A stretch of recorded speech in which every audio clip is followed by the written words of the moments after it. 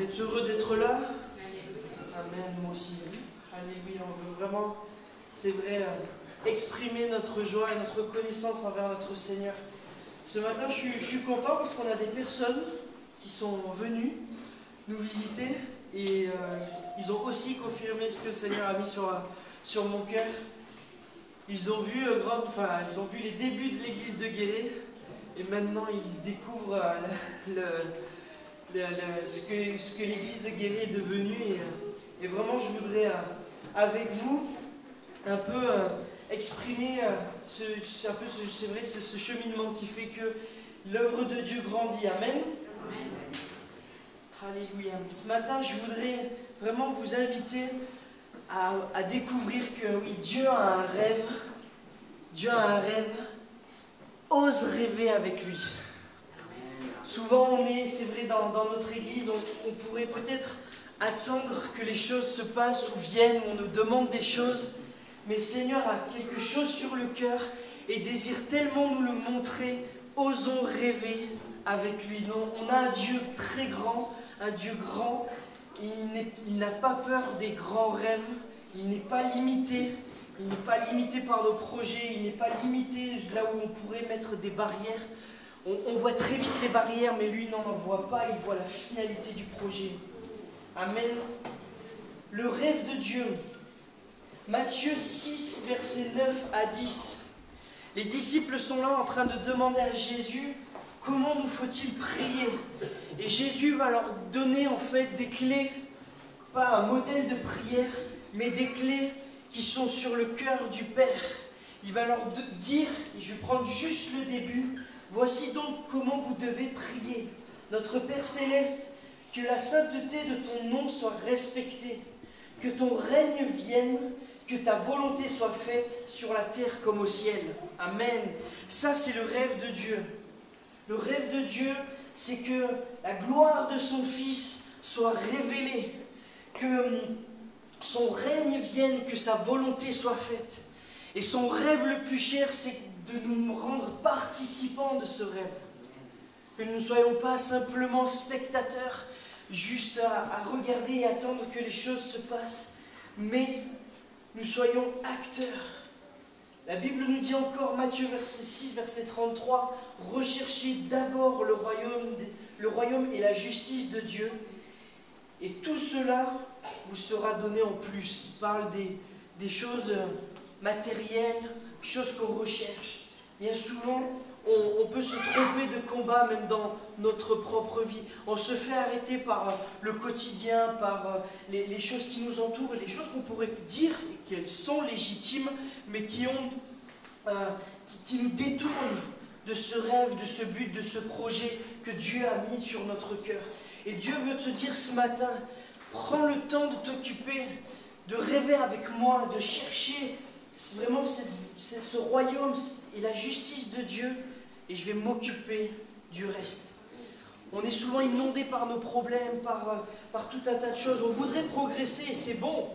On voudrait découvrir le progrès, on voudrait vaincre le péché ou des choses comme ça. Et du coup, on se met à prier, on se bat, etc. Mais je crois et je suis persuadé que quelque part, c'est une perte de temps. Parce qu'on est centré sur le péché, sur les conséquences du péché ou sur le problème. On est centré sur cela et on en oublie la gloire, la grandeur de Dieu qui lui est bien au-dessus de cela, bien au-dessus de nos problèmes, de nos soucis. Et il te dit ce matin, occupe-toi de mes affaires, je vais m'occuper de tes affaires. Je vais m'occuper de toi, ne t'en fais pas, prends le temps de chercher. Prends le temps de rêver avec Dieu, avoir faim et soif du royaume des cieux. Le royaume des cieux, ce n'est pas simplement juste que des églises s'ouvrent, qu'il y ait un modèle qui est fait, qu'il y ait des prédicateurs qui se lèvent, etc. Il y a tout un tas, toute une panelle, je dirais, où le royaume des cieux peut prendre place, que ça soit déjà dans notre propre vie, dans notre foyer, dans notre entourage, dans notre travail, à l'école, là où Dieu nous a placés. Là où Dieu nous place, nous sommes ses représentants. J'aime bien cette image. L'église, c'est l'hôpital. Et nous sommes des ambulances. Partout où nous nous trouvons, où nous sommes, nous sommes en capacité, et nous devons rechercher à être en capacité à répondre aux besoins et à l'attente de ceux qui nous entourent. Le monde, je disais ça lorsque j'étais sur l'église de Blois, le monde nous crie « Où est ton Dieu ?» Il le cherche, sans savoir forcément quoi chercher. Mais dès qu'on parle que nous sommes chrétiens, nous croyons en Jésus, ah ouais, mais tout de suite, ouais, mais s'il y avait un Dieu, il n'y aurait pas tout ça. Et en fait, il recherche la seule chose de dire, et en fait, il est où ton Dieu? Il est où ton Dieu? Sommes-nous ses représentants? Avons-nous envie de voir la gloire de Dieu vraiment se manifester? Lorsque je voyais les choses se passer lorsqu'on était dans des rassemblements de jeunesse, des vies changées, transformées, des guérisons physiques, des délivrances. J'étais là, je voyais le royaume des cieux et je me disais, Seigneur, c'est bon, c'est ça qu'il nous faut chercher. On ne veut pas simplement tourner autour du pot, à créer une liturgie, à créer disons, toute une organisation qui nous permet quelque part de nous occuper les dimanches matins, mais on veut créer vraiment, on veut chercher le royaume des cieux, chercher sa justice. Et le reste, le Seigneur s'en occupe. Lorsque c'est là et sur notre cœur, la parole de Dieu, combien de fois le dit, celui qui a faim, qui a soif, qui vienne à moi, et je vais lui donner de l'eau, je vais lui donner ces sources d'eau vive qui jailliront jusque dans la vie éternelle. Ayons faim et soif de ce rêve, que ce que Dieu a sur le cœur et que ce soit pour nous. Le rêve de Dieu avec nous. Et Dieu ne veut pas le faire sans nous. Il n'a pas prévu de le faire sans nous, il le fait avec nous, avec son peuple. Que ce soit les Juifs, les Juifs sont son calendrier, et nous sommes cette descendance rachetée par lui, et il veut vraiment, et il désire que nous puissions entrer dans ce cœur à cœur avec lui. Et cela est prévu depuis longtemps. Jérémie chapitre 29 verset 11. En effet, moi, je connais les projets que je forme pour vous, déclare l'Éternel, projets de paix et non de malheur, afin de vous donner un avenir et de l'espérance. Dieu est un Dieu d'avenir et d'espérance. Lorsque nous stagnons, lorsque nous n'avons pas de vision, lorsque nous n'avons pas de projet, même dans un couple, si on prend l'image avec un couple il se forme et le projet c'est de construire une famille, la maison, les enfants, etc. Une situation familiale, il y a un projet, il y a une vision et le but c'est d'y arriver ensemble. Et lorsqu'il y en a un qui attend l'un, en gros lorsqu'ils s'attendent tous les deux, ça finit très vite par tourner en rond et rentrer dans une situation de stagner et de rester là où ils sont. Et la mort s'installe. Parce qu'il n'y a pas de vie, on va aller plus loin. On va aller plus loin. Le rêve, le projet donne une dynamique. Et il nous faut entrer dans le royaume des cieux avec une dynamique. De dire je ne veux pas être spectateur mais acteur. Ce sont les violents qui s'emparent du royaume des cieux. Et nous désirons vraiment voir les gens, les personnes qui sont autour de nous rencontrer l'amour de Jésus et rencontrer ce trésor, découvrir qui est Jésus, que la volonté de Dieu se fasse et que son règne vienne sur la terre comme au ciel. Il y a des gens, ils prient cette parole sans forcément savoir ce que ça veut dire. Si on prenait conscience, ne serait-ce que, si on réfléchissait sur qu'est-ce que c'est que le royaume de Dieu qui prend place, ça peut nous bousculer. Et ça va nous bousculer. Et ça doit nous bousculer. C'est pas juste Seigneur, vas-y doucement, Seigneur, il sait, il connaît nos forces, il connaît nos faiblesses, mais nous ne pouvons pas rester. S'il n'y a pas de projet, je connais les projets que j'ai formés pour vous, afin de vous donner un avenir et de l'espérance. Dieu veut nous donner un avenir et c'est à nous d'y rentrer. L'espoir que Dieu veut nous donner, c'est un but à atteindre. Si dans la vie, moi ce que je découvre avec les jeunes, ce qui est terrible, c'est que de plus en plus tôt, les jeunes sont blasés de la vie. Ils ont tout vu, ils ont tout fait, et c'est limite quand on leur demande qu'est-ce que tu as envie de faire, ben, je sais pas. Il y a un dégoût de dire, en gros, ils se cherchent eux-mêmes.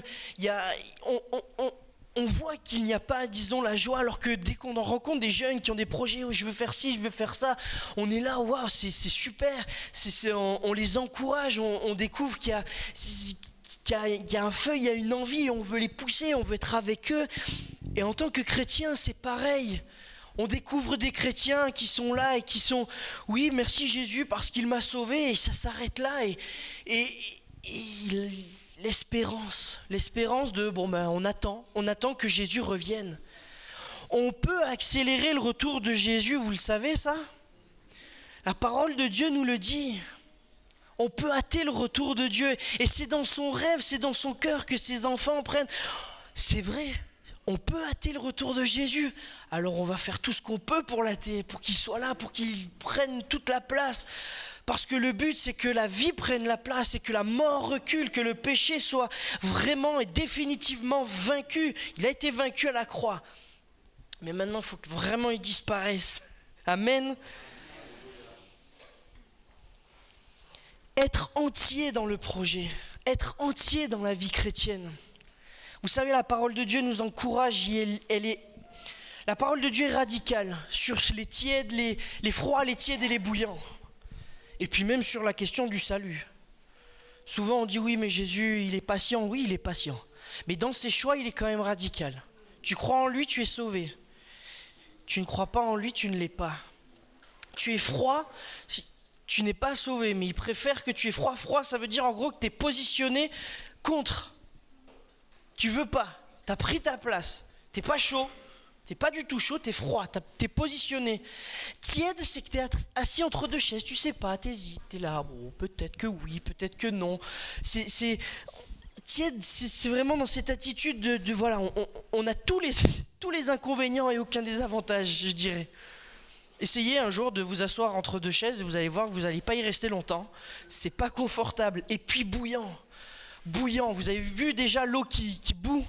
On mettait un œuf qui bout dans l'eau, des fois même ça le casse, parce qu'il monte, il saute, il descend, et l'œuf finit des fois par s'éclater, parce que ça bouge, parce qu'il y a la vie, parce qu'il y a quelque chose qui se passe, et Dieu veut voir cela dans notre cœur qui bouge. Seigneur, on veut ce royaume, on veut cette présence dans nos cœurs, on veut vivre cette intimité avec toi, on veut voir ce royaume des cieux se répandre autour de nous, auprès de nos collègues, dans nos familles, là où tu nous as placés, parce que là où tu nous as placés, c'est pas juste pour occuper une place dans la société, c'est pour que le royaume des cieux soit représenté.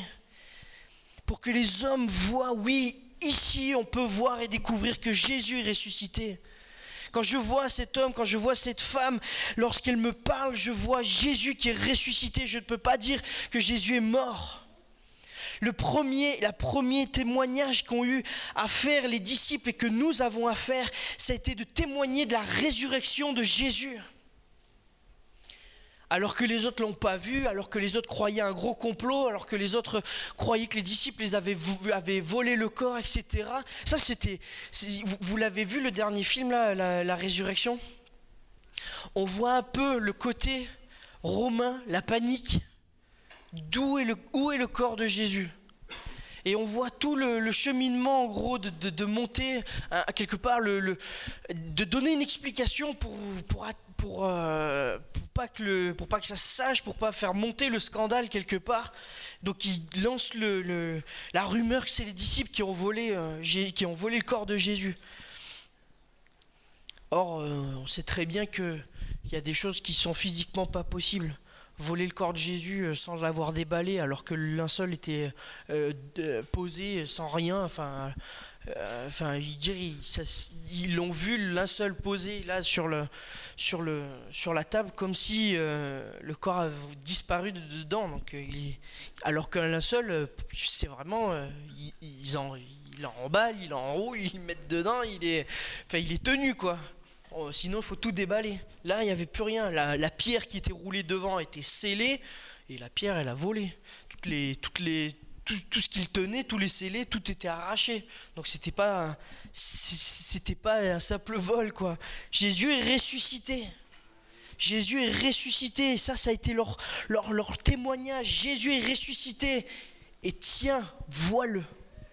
Quand il y a eu le malade à la porte, au temple, cet homme a vu Jésus pendant des années, et pourtant Jésus n'est pas allé le guérir. Mais cet homme a été un des premiers témoins, je dirais, de ce que Jésus est ressuscité et qui guérit encore au travers de ses disciples. Pierre lui a dit, j'ai rien pour toi, j'ai rien matériel pour toi, mais ce que j'ai, c'est la résurrection de Jésus, lève-toi et marche. Et ça, nous sommes appelés à cela. Prenons courage. N'ayons pas peur. Je lisais un témoignage, il n'y a pas longtemps là. Il y a un footballeur américain qui est chrétien. Il était dans un avion. Et un passager dans l'avion qui est décédé. Et cet homme, avec ses amis, se sont mis à prier pour cet homme qui est décédé. Et alors que les médecins du bord sont arrivés avec tous les appareils pour contrôler le cœur et puis lui mettre des décharges électriques pour le faire partir, rien n'y faisait. Ils continuaient à prier. Ils ont prié 1 heure et la famille était en larmes dans les bras. Il racontait, voilà, cet homme, il était avec la famille, priait avec la famille, alors que la famille du tout, elle était pas du tout croyante. Ils ont persévéré pendant 1 heure, et au moment où l'avion a commencé à entamer sa descente pour atterrir, au bout d'1 heure, normalement c'est pas possible, même avec les machines, au bout d'un moment on arrête, quoi. Enfin, ça sert plus à rien. Le cœur est reparti et cet homme est revenu à la vie. Et des fois, nous, quand on peut prier pour des gens, on prie vite et on attend. Alors qu'est-ce qui se passe? Et puis on va chercher peut-être à trouver une explication. Alors que non, persévérons. Je persévère, on fait comme la veuve auprès du juge. J'ai peut-être pas la foi pour que ça se passe tout de suite. Par contre, je suis têtu jusqu'à ce que ça arrive, jusqu'à ce que ça vienne. Parce que je sais que le Seigneur est puissant pour le faire et pour agir. Je voudrais venir aussi avec vous sur un fait. Juste après. Les projets, c'est préparer l'avenir. Quand je voyais, quand mon frère et la sœur me parlaient de ce que l'église de Guéret était avant, moi je ne l'ai pas vu. Lorsqu'on a des projets, on prépare l'avenir. On prépare le futur. On est là, on est dans le présent, on construit le présent, mais on sait que c'est pour après. On sait que c'est pour après. Et eux, ils ont été là, ils ont prié, ils ont pris ce temps aussi dans la présence de Dieu. Et le temps a passé. Et maintenant, l'église de Guéret a un local dans Guéret. Un local à elle, pas loué par la mairie, ni emprunté par un frère. Mais un local, merci Seigneur, parce que oui, on prépare l'avenir. On projette, on va plus loin. Il y a le projet et le rêve individuel où Dieu nous appelle, Dieu a confié, il nous parle des talents. Il nous a donné des talents à chacun d'entre nous. Il n'y a pas d'exception, à chacun d'entre nous. Et il a ses projets pour toi, pour moi, individuels. À nous de rechercher ce que c'est, Seigneur, je ne sais pas ce que c'est mes talents. Ok, fais ce que ta main trouve à faire. Viens chercher, recherche le royaume des cieux. Et moi, je vais te montrer. Je vais affiner ton talent. Je vais éduquer même ton talent. Je vais le faire fructifier ton talent. Même tu vas être surpris de ton talent et même de ce que j'ai mis en toi. Et parce que tu te laisseras faire, tu vas voir que ça va prendre une place et une importance beaucoup plus grande. Et tu porteras du fruit. Amen. Amen, on veut porter du fruit, on prépare l'avenir, ce projet en étant individuel et collectif. Dieu a un rêve, c'est son épouse, l'épouse de Christ. Une épouse sans tache, ni ride, ni rien de semblable. Et c'est Jésus qui est le chef de l'église et le mari, le futur mari de l'épouse. Et il viendra chercher ceux qui sont prêts. Ceux qui sont prêts, le projet collectif de l'église qui est peut-être plus présent et actuel, une église qui prend sa place dans la ville, Une église qui n'a pas peur de parler de Jésus et d'être vraiment ses lumières, ses témoins et cette place. Merci, je remercie le Seigneur pour les choses qui se font aguerrer, que ce soit par la solidarité, que ce soit la prison. Et il y a tout un tas d'autres choses qui peuvent se faire. Je bénis le Seigneur parce que oui, à un moment donné, avec Marie, pour moi, ça a été un peu la bêtise, mais ça a ouvert en fait des portes. On a eu un chien. Et ce chien nous a ouvert la porte de rentrer dans des clubs canins et de pouvoir être des témoins et de pouvoir parler de Jésus et de pouvoir rentrer en contact avec des gens. Ne nous enfermons pas. Seigneur, ok, il y a des réunions, elles sont importantes, mais ne nous enfermons pas. Si vous avez des choses à cœur, des activités, peut-être vous allez prendre aussi le plaisir de faire ces activités, mais sachez que vous allez rencontrer des gens dans ces activités qui n'auront peut-être pas forcément l'occasion, vous n'aurez pas forcément l'occasion de rencontrer à d'autres endroits. Et pourtant, même dans ce genre de milieu, on peut être ses témoins. L'année dernière, j'ai pas pu continuer pour d'autres raisons, mais j'étais aussi dans un club de boxe. Et dans ce milieu-là, il y a des gens qui recherchent, qui recherchent des repères, qui sont là complètement perdus et qui auraient besoin et qui ont besoin d'entendre. Et j'aurais pas forcément plus d'occasion à d'autres endroits de les rencontrer qu'à ce milieu-là. Alors je vous dis pas tous qu'il faut aller faire de la boxe, c'est pas ça. Mais n'ayons pas peur de nous trouver à des endroits où on n'a pas forcément l'habitude de voir des chrétiens. Mais Jésus a été le premier à dire, alors que des hommes reprochaient, oui, mais tu vois avec qui tu manges, tu vois avec qui tu es, oui, mais moi je suis venu chercher les perdus et pas les sauver. Et ça voulait pas dire en fait que les gens étaient sauvés. Ça voulait dire qu'il vient pas chercher les gens qui se croyaient sauvés, qui se croyaient dans la justice ils étaient dans un tel légalisme qui mettait tout le monde dehors. Lorsque cette dame est venue aux pieds de Jésus, en larmes, en pleurs, versant du parfum, combien ont dû être offusqués de son attitude dans la pièce. Mais c'est un scandale. Déjà d'une, c'était une femme. À l'époque, c'était tendu. De deux, c'était pas une personne de bonne vie. Et pourtant, lui, il a recueilli.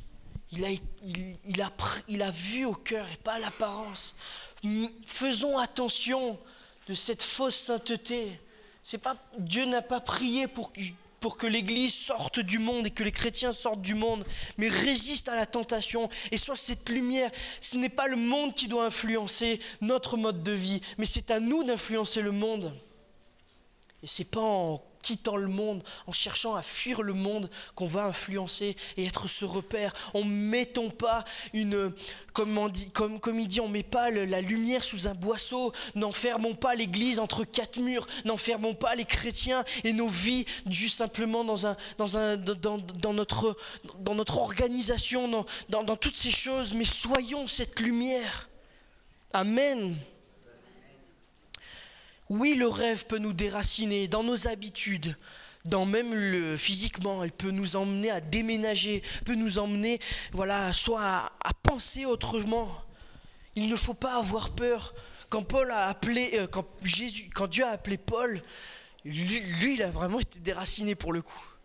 Alors qu'il était là à Jérusalem, dans un premier temps, il est parti en Arabie pour construire des tentes, etc. Et après, il a visité toute l'Europe. Alors, on n'est pas tous appelés à faire ça. Mais il ne faut pas que ça soit une barrière non plus. C'est pas parce qu'on se dit oui, j'ai pas forcément l'appel, et c'est pas forcément l'âge non plus. Il y a des gens, ils ont été là toute leur vie, chrétiens, et au moment où ils arrivent à la retraite, où ils sont plus à la charge de personne, Dieu peut mettre quelque chose à cœur et de partir.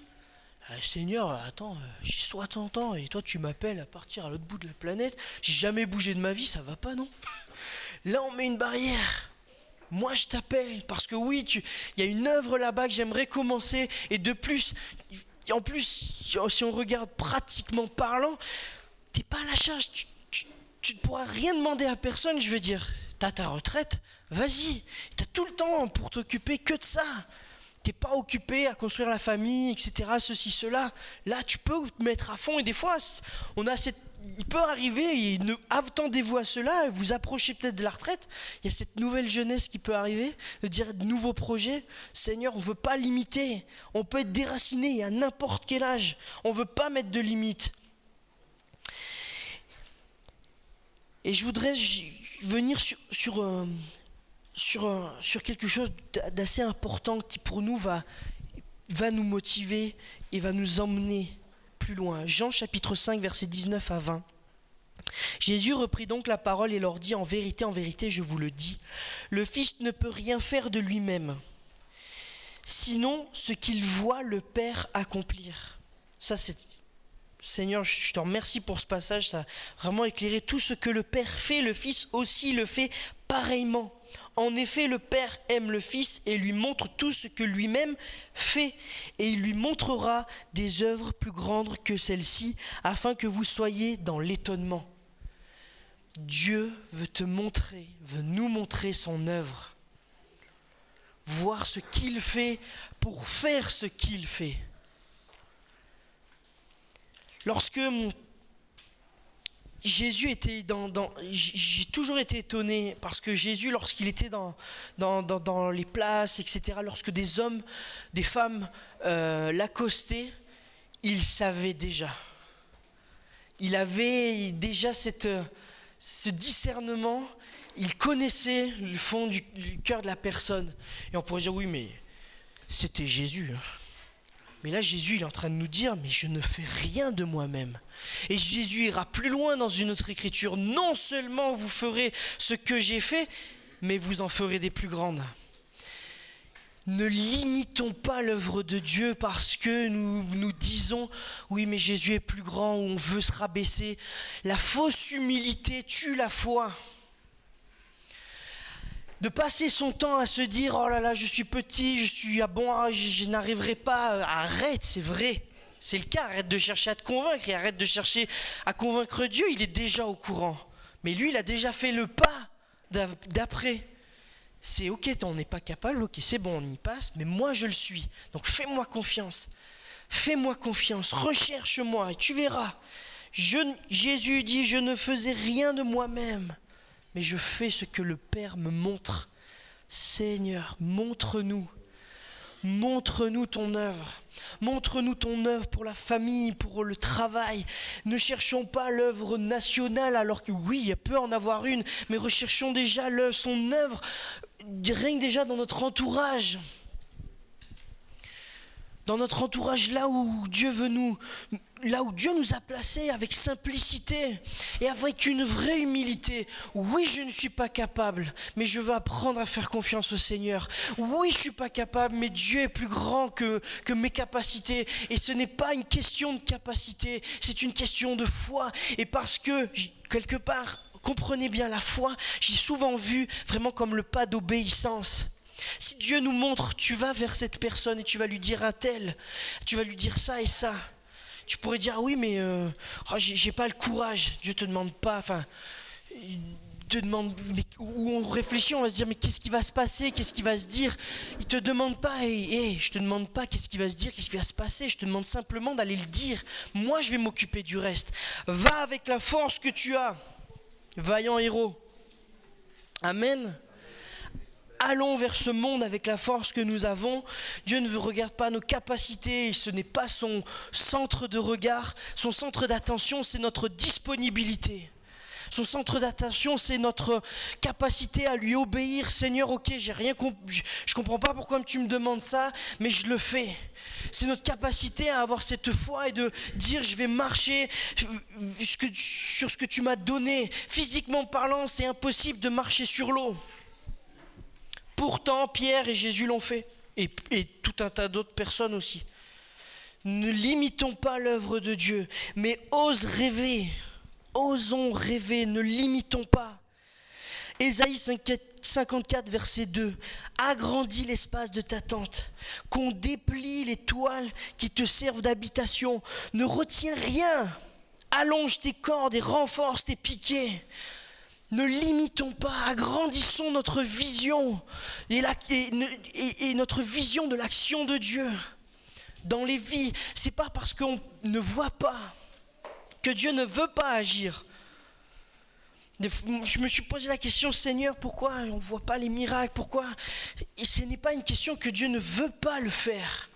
On n'est simplement pas disposé avec cette vision et cette foi ferme, obéissante de dire si Dieu le peut. Et Dieu le veut. Quand cet homme malade est venu, ce lépreux, voir Jésus, il a dit, si tu le veux, tu peux permettre que je sois pur. Comment? Ben oui.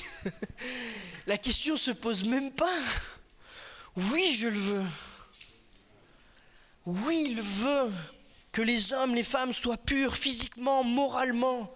Et nous sommes cette épouse, ce rôle que nous avons à transmettre et à donner ce royaume des cieux. Ne laissons pas le quotidien et les limites nous arrêter, mais prenons ce matin la décision, je veux élargir ma vision. Je veux agrandir ma vision de la vie chrétienne. Je veux agrandir ma vision de la foi que j'ai avec Dieu. Je veux agrandir ma vision de l'action de Dieu pour ceux qui m'entourent. Dieu veut s'impliquer dans votre vie. Il veut s'impliquer dans les moindres détails. Il veut s'impliquer, pas pour prendre la place, mais pour te montrer qu'il t'aime. Souvent, des gens, ils peuvent nous dire, et c'est déjà arrivé, je ne comprends pas pourquoi je suis malade, pourquoi j'ai ceci, pourquoi je ne vais pas bien. Mais écoute, si tout allait bien, on ne pourrait pas te montrer qu'on est là et qu'on t'aime et qu'on est un soutien pour toi. Ne cherchons pas à être bien, mais cherchons à être présents lorsque quelqu'un a besoin. Parce qu'on lui montre notre amour et qu'on est là. Des fois, il nous faut connaître, et je le crois, un peu de remue-ménage, de malheur, de choses pour réellement comprendre déjà d'une l'amour de Dieu, la joie, ce que c'est, et les liens fraternels, combien c'est important. Si on est tout le temps heureux, tout le temps joyeux, on va finir par mépriser ces choses et les mettre de côté parce qu'elles seront banalisées. Ne banalisons pas l'œuvre de Dieu, mais recherchons en toute chose l'œuvre et la volonté de Dieu. Je ne veux pas rechercher mes biens et mon bonheur personnel, et Paul en parle, je ne veux faire aucun cas de ma vie tant que j'accomplisse le but. Parce que Dieu s'occupe du reste, et il s'occupe dans les moindres détails. Vraiment, prenons cette parole. Recherche premièrement le royaume des cieux et sa justice, et tout le reste vous sera donné par-dessus. Matthieu 6, verset 9. Et dans les psaumes, fais de l'Éternel tes délices, et il te donnera ce que ton cœur désire. En général, quand il le dit 2 fois, c'est pas pour passer à côté, quoi. Dieu veut et te fait cette promesse ce matin.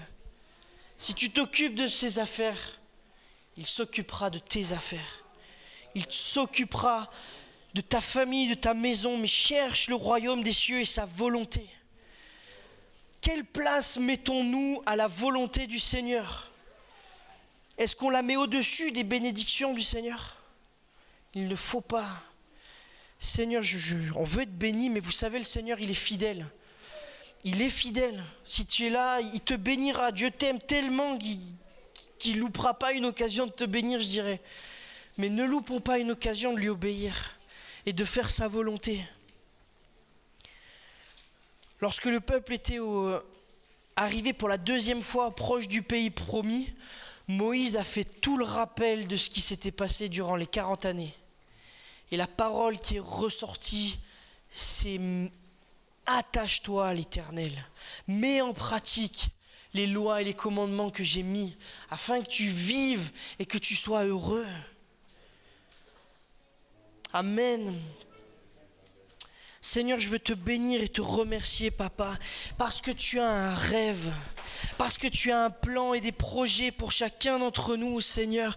Et nous ne voulons pas être simplement à attendre que ces choses se passent, mais on veut être ces enfants qui ont faim et soif, comme lorsqu'un enfant reçoit un cadeau. Qu'est-ce que c'est, Seigneur ?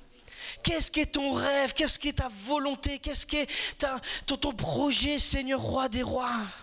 Oui, Seigneur, nous voulons être ces enfants qui ne sont pas réfractaires, mais qui venons vers toi, Seigneur. Viens, montre-nous. Nous voulons entrer dans ce pays promis. Nous voulons entrer dans ces promesses que tu as mis pour nous, Papa. Sois béni, loué ce matin, oui, Jésus. Prenons le temps ce matin de faire le point dans nos vies, de mettre les choses devant le Seigneur et de prier et de rechercher sa volonté. Amen. Alléluia, Jésus. Amen.